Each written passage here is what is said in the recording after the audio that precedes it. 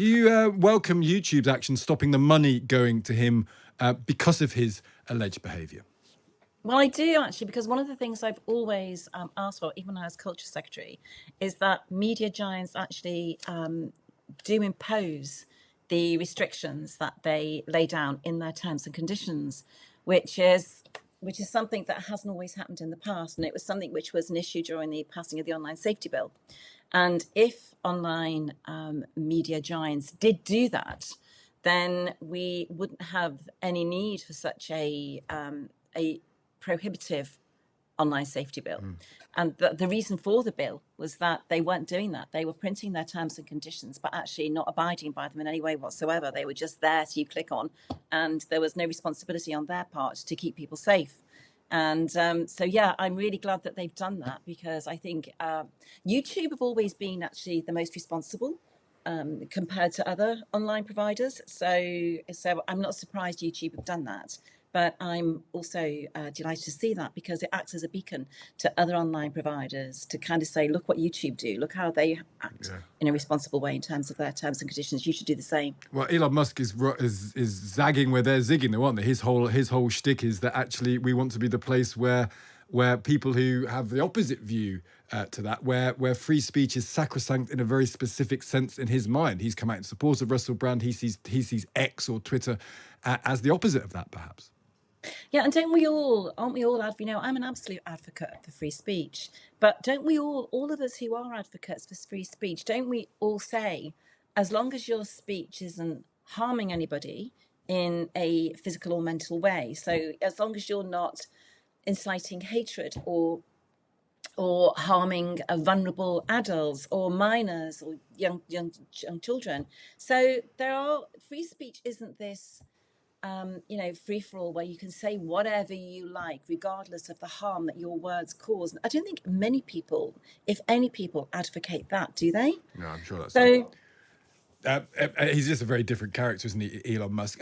If you were Culture Secretary still, Nadine Dorries, what would you be saying about this? Would you be talking to the BBC? What would your role be in this? Now this scandal has erupted around Brand. It does raise questions about behaviour in media companies. It's in your ambit if you were Culture Secretary. What would you be doing and saying? Gosh, so I think the first thing I would have done would have been to have spoken to YouTube, which I think has already happened.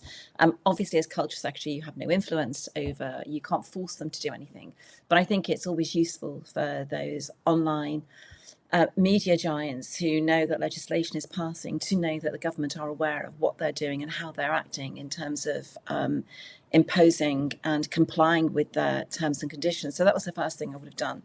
The second thing I would have done would have asked for a meeting with with Channel 4 and with BBC, because I think some of the most serious complaints here are based around the negligence of those who failed to act when they were aware of the behaviours that were taking place. One of the things that utterly appalled me was when I heard that when complaints were made about Russell Brand via TV crews, what happened was that the females on those crews were removed and lost their opportunities both to earn their salary and their employment and to have the prestige of having worked on that show on their CV. All part of their life work plan was removed because what they did was put an all-male crew around him. Now, I know that the argument in BBC and Channel 4 is you can find runners and you can find camera people and you can get those people easily. You can't find a star. I would say that should you actually create somebody into a star and continue to facilitate that person at the cost of other people's careers? And for me, that was a big thing, that those young women working on those crews were removed, and not just removed. Somebody actually said to me, oh, well, they were just somebody works in television, they were just making a safe space and, protecting those women. They weren't. They were actually prohibiting those young women from progressing their careers. So I would be meeting with Channel 4 and BBC execs and saying, what did happen? What are you doing to find out what complaints were made and what action was taken? Because this is all quite important. And should they be making that public? Because the Times and the Sunday Times has gone to the BBC and said, we'd like to see a record of all the complaints, please. And they've refused to give it to them and make it public. Do you think it's important the public sees and knows the extent of the complaints that existed against Russell Brand. So absolutely. So both organisations, BBC, both are PSBs, public service broadcasters. BBC is funded entirely by, not entirely because of the commercial arms and other things, but BBC is paid for via the licence fee and by a regressive tax by individuals. So they absolutely have a responsibility of accountability to the public, to let the public know what it is that they have done, to both in terms of receiving those, what action they took when they received those complaints, how they were logged, what action was taken.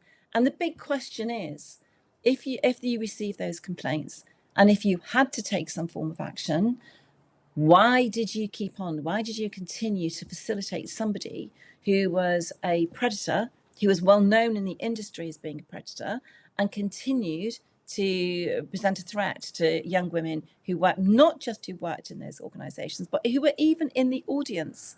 So, or at school as well. I mean, we've questions. got to be clear that obviously he denies the predatory side of things, but you're also talking about some of the behaviour that's actually open and for all to see in terms of how he conducted himself towards women. What about the 16-year-old who said she was picked up by a BBC car from school to be taken to his house?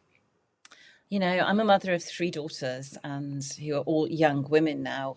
And, you know, I think any mother of daughters would be utterly incensed at hearing that. I think it's disturbing. It's saddening. Yeah, I mean, that for me that's one of the most chilling elements of what happened. And yeah, it's utterly appalling, shocking.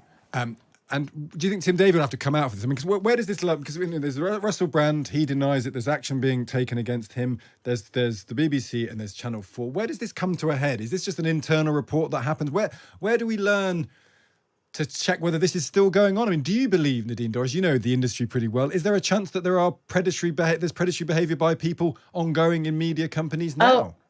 So absolutely. So I spoke to somebody on, I think it was Friday evening, when we were aware that when I was first made aware that this story was going to break on Sunday. And the person I was speaking to, who is somebody within the industry, said, well, you know, to be frank, it could have been one of any 10, couldn't it? It could have been one of, you know, almost a dozen stories and individuals. So we do have a problem, don't we, with individuals who are fated, who earn huge salaries, who have a sense of power, who do have power.